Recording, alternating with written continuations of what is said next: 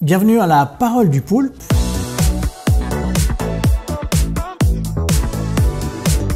Aujourd'hui, en compagnie de Thierry Vial, rédacteur en chef de PME depuis 10 ans. On t'a fait venir parce qu'on avait besoin de tes lanternes. 10 ans d'expérience au sein de PME. Donc pour toi, la Suisse romande et l'évolution de son économie, tu es tranquille là-dedans, tu connais tout par cœur.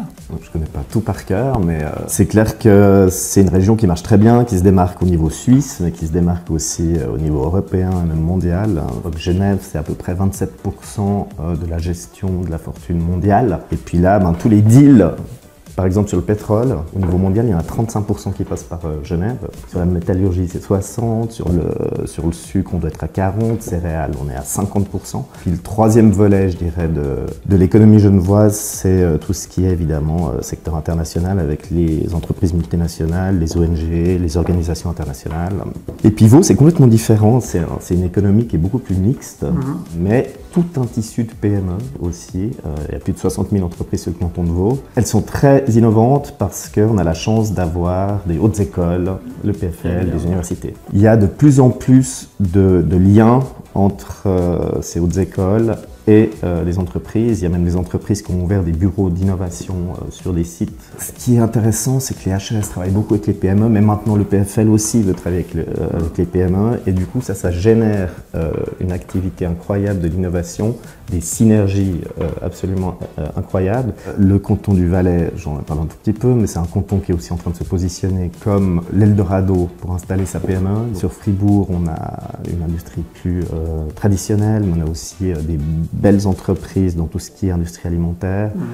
Et puis Jura et Neuchâtel, horlogerie, industrie de précision, avec un savoir-faire absolument unique et incroyable. On a quand même l'impression que la Suisse romande est en train de s'affirmer au niveau national comme un endroit dans lequel le développement se fait réellement. Donc, à voir le nombre de personnes qui viennent s'installer ici. Au niveau démographique, on a un solde migratoire qui est énorme. On a aussi un PIB qui a un développement magnifique. Donc oui, on n'a pas du tout à rougir face aux Suisses allemands. On a de la chance d'avoir beaucoup de PME familiales qui ont une vision à long terme. Et quand vous avez une vision à plus long terme, vous pouvez vous permettre de prendre des risques, de miser, de faire des choix stratégiques qui sont peut-être pas rentables tout de suite, mais qui vont assurer votre avenir à long terme. Et là, la Suisse romande, on a d'excellentes entreprises familiales. En tant que, de mon côté, fin observateur du marché de la communication, 20 ans que j'essaie de placer la Suisse romande aussi à Zurich, et j'ai pu remarquer de plus en plus que le marché roman intéresse de plus en plus les marques suisses. Nous, on est beaucoup sollicités. Quand on sent qu'il y a un petit peu la crise, d'un coup, les annonceurs suisses-allemands, ils se disent en fait, il y a un marché roman aussi à conquérir. Et que finalement, ce marché roman, c'est une part de marché chez eux qui est largement dessous de ce qu'ils devraient avoir comme part.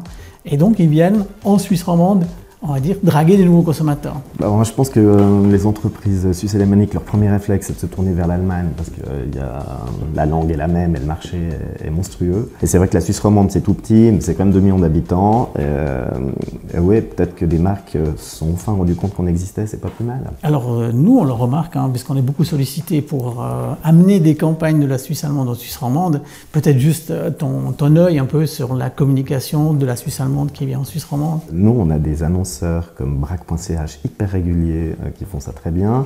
Après, moi, je suis toujours atterré de voir des publicités tournées en allemand et traduites en français mal. S'ils veulent vraiment conquérir la Suisse romande, ils doivent venir comprendre les codes, la culture qui est différente. Alors, je te rassure un peu, Tu les aides?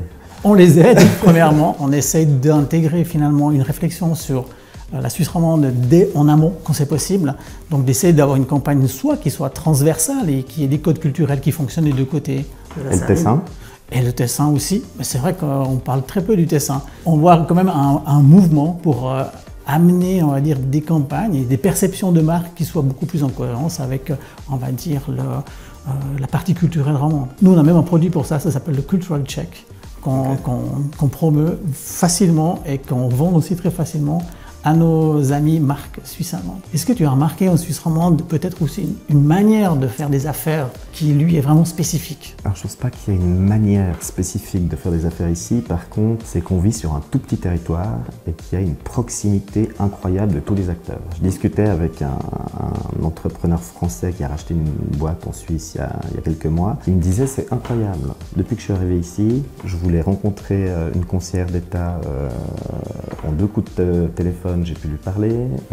On rencontre tous les acteurs hyper facilement. J'étais il n'y a pas longtemps justement à la journée de l'économie de la Foire du Valais. Vous êtes là-bas, vous avez tout le Valais économique et politique qui est réuni dans cette foire. Qui est accessible. Qui est accessible. Après il y a des cantons où la convivialité est très importante, comme le Valais ou le Jura. Et voilà.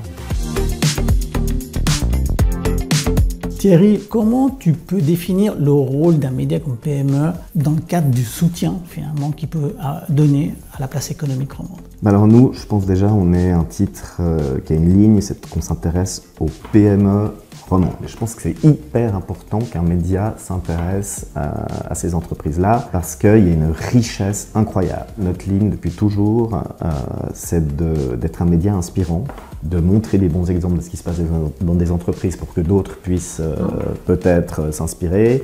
C'est de montrer la diversité du tissu économique roman, c'est de montrer qu'il y a plein de choses qui se passent ici. Et puis, si on n'était pas là, eh ben, je pense qu'il y aurait très peu de médias qui parleraient de ces entreprises.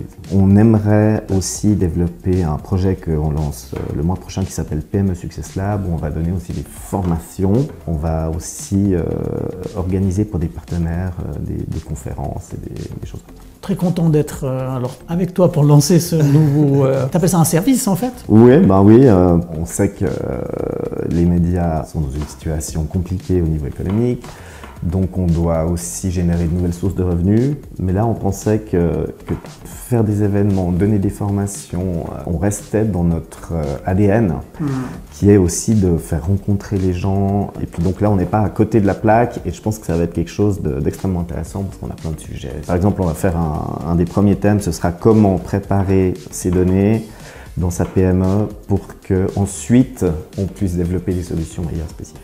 Je crois que vous êtes bien placé. Alors je conseille à toutes les PME qui nous regardent de s'inscrire parce que ça va être super intéressant. Bon, je crois que la réponse des PME face à des médias qui sont un petit peu à la peine, je crois que la réponse se la donne, vous êtes extrêmement dynamique et puis vous faites un travail vraiment de fou sur ce segment des PME. Je voulais encore te féliciter pour ça et te remercier de ta présence. C'est ma petite équipe qu'il faut aussi féliciter parce qu'ils donnent beaucoup. Alors bravo à la petite équipe.